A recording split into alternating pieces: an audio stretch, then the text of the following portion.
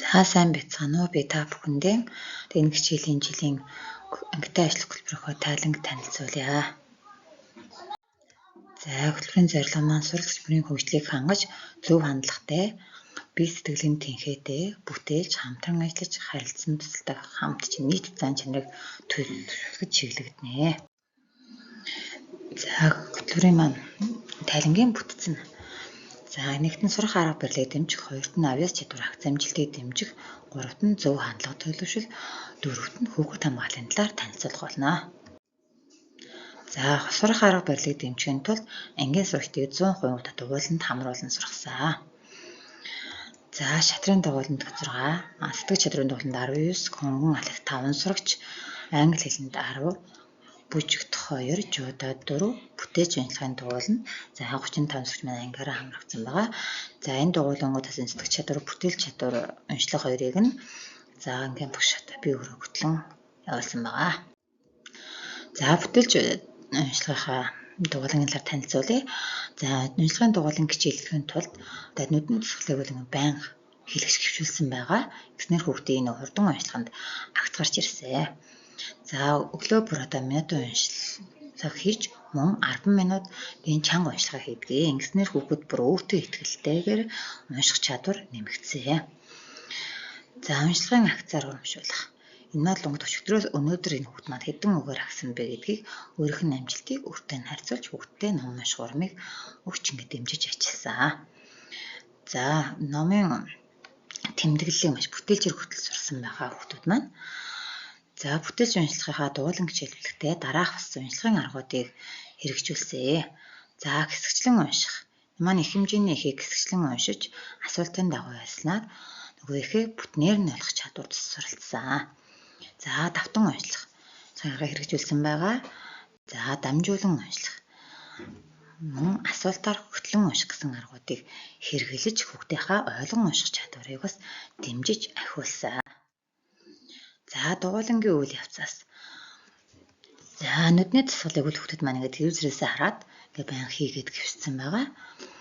За хоёрд нь бол агцаар нь урамшуулах гэдэг. Тэр бүр өмнөхөөс агсан бол нэг од гэж хүүхдүүдэд ингээд ахиулж явсан. За номын тэмдэглэлийн хөтлөх аргыг үл хүүхдүүдэд дадал болгосноор хүүхдүүд маань бие даан номын тэмдэглэлийг бүтээлчээр хөтөлж сурсан. За энэхүү дугуйлан хичээллэсний үр дүнд бол хүүхдүүд маань уншлах зэн агч эхэлсэн. За 9 сард бол ангийн дундаж уншлах маань 35 таа байсан бол ингээд сар бүр бас багаар агсаар яваад энэ 4-5 сар хот ингээд дундаж уншлах маань 70 гаруй үг уншдаг болсон. Мөн энэ явцад бол ихийнхээ хүн түнээс шалтгаалаад базрын хэлбэлзэл бас тэгж гардаг. Гэхдээ хүүхэд бүр маань уншлах сайн агч ирсэн. За дараа нь авьяас чадвар агц амжилтынхаа талаар танилцуулъя.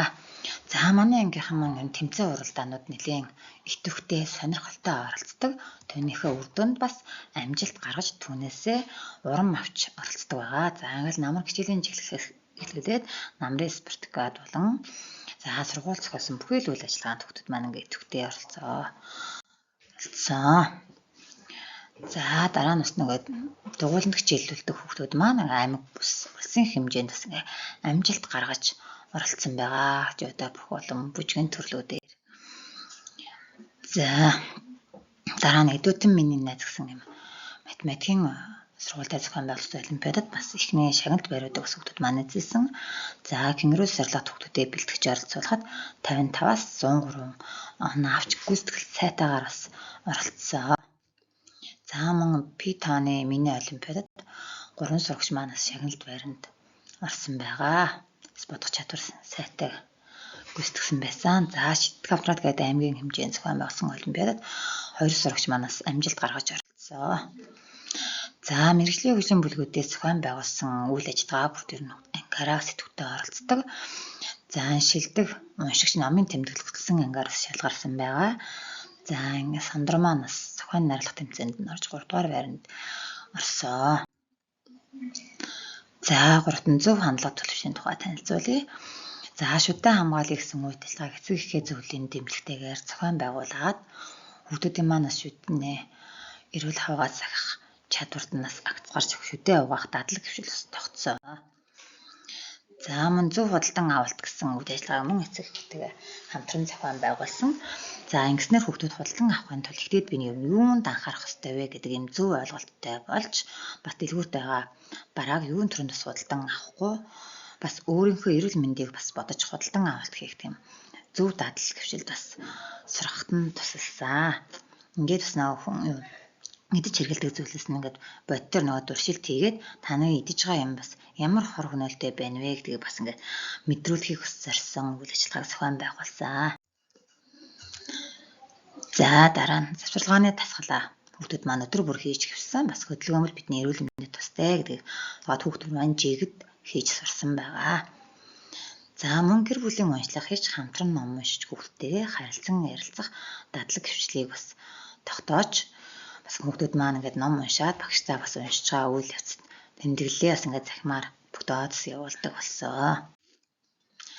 За хүүхэд хамгааллын чиглэлээр багш ажил үйл ажиллагаа зохион байгуулад за анхаарал татсан сурагчдаасаа эхлээд 16 сурагчдын гэр бүлээр явж ахуй амьдрал ар гэрийн бас эрсдэл үйл ажиллагаатай танилцуулга өгсөн байгаа.